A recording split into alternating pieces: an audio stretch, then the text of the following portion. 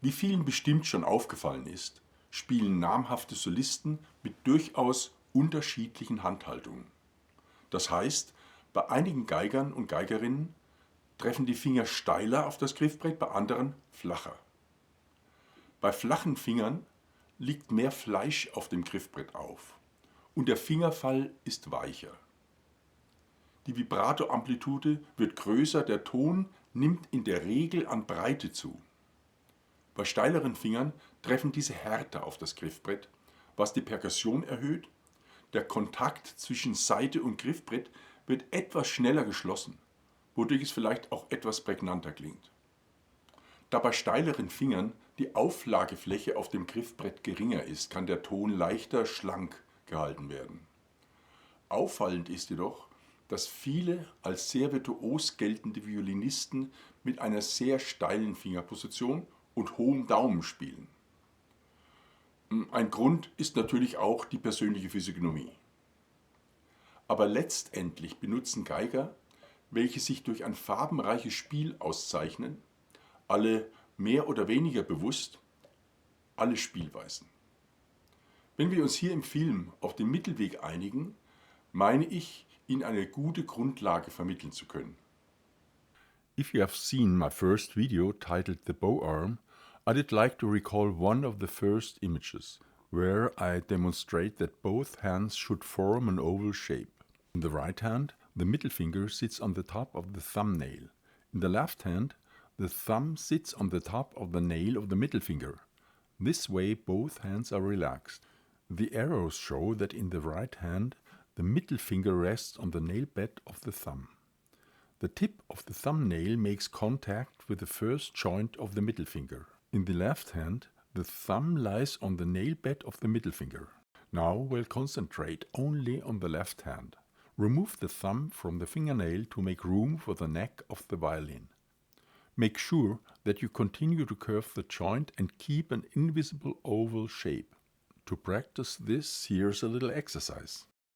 Hold your hand so that the inside of the hand makes a somewhat flat surface.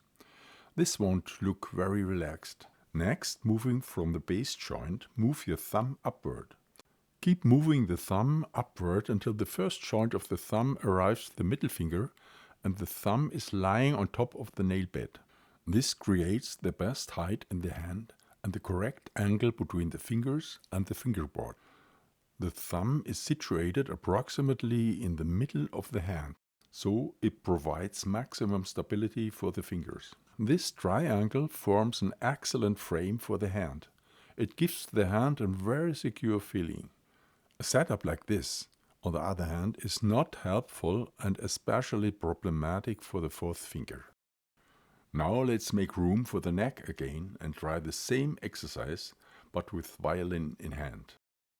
My hand is in first position, with a half step between 2 and 3. The thumb moves upward from the base joint until it's across from the middle finger. Imagine once again holding a tennis ball in your hand. The inside of your hand should feel round and relaxed. The middle finger simply helps to orient the hand. Make sure the movement upward originates from the CMC joint. That's where the thumb meets the hand and not from the wrist. The backside of the hand should remain in a slightly rounded shape. This way the fingers will approach the fingerboard with the same shape every time and with the right angle from above. This way you will have finger movement that has a good articulation and a percussive sound.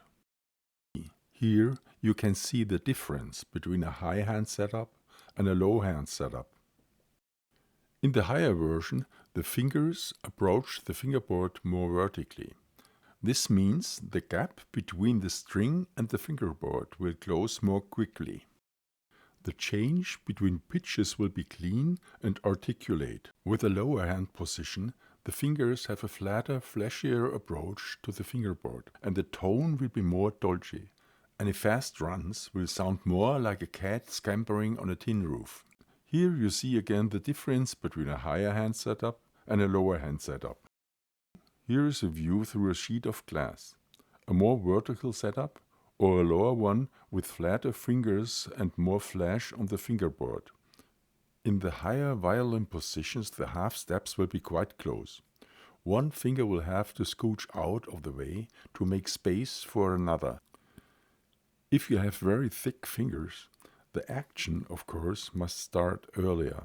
For this video, I'm going to adopt the higher setup of the left hand. The basic principles are the same, however, whether you use a high or a low hand setup.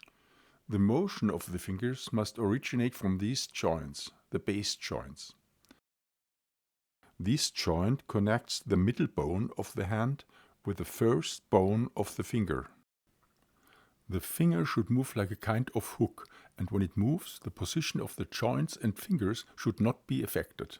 It doesn't matter if the finger approaches vertically or at a flatter angle. The principle is the same.